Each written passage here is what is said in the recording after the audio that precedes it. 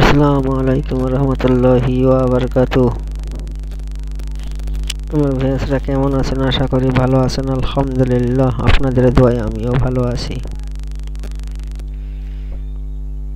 আজকে এমন একটা নকশা এনেছি যা বলা বাহুল্য, বলে শেষ করে যাব না। এর গুণাগুণের অর্থ অন্যরকম। তো এটা যদি আপনারা ব্যবহার করতে চান তাহলে আমার সাথে আপনারা সরাসরি যোগাযোগ করে আপনারা ব্যবহার করবেন, না হলে বিপরীত হতে পারে। এটা হচ্ছে বাটুল সাধনা। এটা হচ্ছে বাটুল সাধনা, অরিজিনাল বাটুল সাধনা। এর কোনো মায়া দরদ বলতে কোনো কিছু নাই এর ভিতরে। এই সাধনটা করতে হলে, এই জিনিসটা ব্যবহার করতে হলে, এই জিনিসটা পরিচালনা করতে হলে আমার কাছে ইজাজত অনুমতি নিয়ে করতে হবে, না হলে আপনাদের ক্ষয়ক্ষতি হয়ে গেলে এর জন্য আমার চ্যানেল কর্তৃপক্ষের কোনো দায়ী থাকবে না। যাই হোক,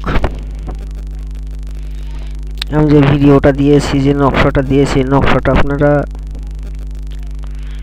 কিভাবে ব্যবহার করবেন, কোন সময় লিখবেন, কি দিয়ে লিখবেন, আমি সব বিস্তারিত বলে দিচ্ছি।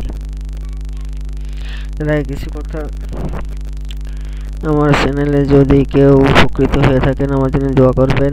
আমি যেন ভালো ভালো নিত্য নতুন বিভিন্ন কিছু আপনাদের মাঝে তুলে ধরতে পারি। সেই হিসাবে আপনাদের ভালো মন্দ বোঝার বা ভালো মন্দ দেখার প্রত্যেকটা বিষয় যেন আমি অবগত থাকতে পারি, সেই হিসাবে আপনারা আমাকে গ্রহণ করবেন। আর বিশেষ করে আমার যেসব ভিউয়ার্সরা আছেন সবাই আমার সাথে যত দ্রুত যোগাযোগ করতে পারেন তত ভালো। আমি সবাইকে ইজাজত অনুমতি দিয়ে দিব। এর আসল মতভেদ, গোপন ভেদ বিষয় যদি কিছু থাকে সেটাও আপনাদেরকে জানিয়ে দেওয়া হবে ইনশাল্লাহ। এই নকশাটা লিখবেন কি দিয়ে? আপনারা সাধারণত একটা সাদা কাগজ নেবেন, পাক পবিত্র ফর্সা দেখে একটা সাদা কাগজ নেবেন, একটু পুরো দেখে, যাতে তাবিজটা সহজে নষ্ট না হয়। এই তাবিজটা আপনারা ওই সাদা কাগজের উপর লিখবেন। আপনারা কাম সিঁদুর দিয়ে সুন্দর করে লিখবেন, ঠিক যেভাবে আছে হুবহু ওইভাবে লিখবেন। লিখে আপনারা মাদলি পুরে মাদলিটা মুখ বন্ধ করে দিবেন। দিয়ে ওই মাদলিটা আপনারা আগরবাতি মোমবাতি জ্বালিয়ে ধূপের ধোয়া দিয়ে লবণ রসুনের ছোকলা পেঁয়াজি ছোকলা দিয়ে সুন্দর করে বাসনা সুবাসিত করে নিয়ে আপনারা ডান হাতে, মহিলা হলে বাম হাতে ব্যবহার করবেন।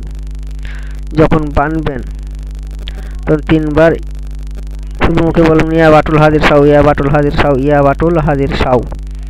তখন এই বাটুল আপনাদের শরীরের আশেপাশে সবসময় থাকবে, আপনাদের সবসময় স্পষ্ট করবে না, সবসময় আপনার আশেপাশে থাকবে। আপনার ডান হাতে বা হাতে, সামনে পিছনে সবসময় 24 ঘন্টার জন্য আপনার সাথে থাকবে। এর দিয়ে আপনারা কি করতে পারবেন? খারাপ ভালো মন্দ যত প্রকারের কাজ আছে সব করতে পারবেন। এর হুকুম করবেন ইয়া বাটুল যাও আমার অমুক কাজটা করিয়া আসো।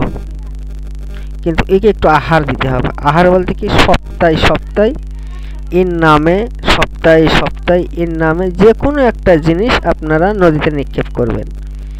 যে কোনো একটা জিনিস, একটু কলা বা একটু দুধ বা একটু চিনি বা অন্য কোনো একটু ফলমূল, এটা হচ্ছে ওর খাবার।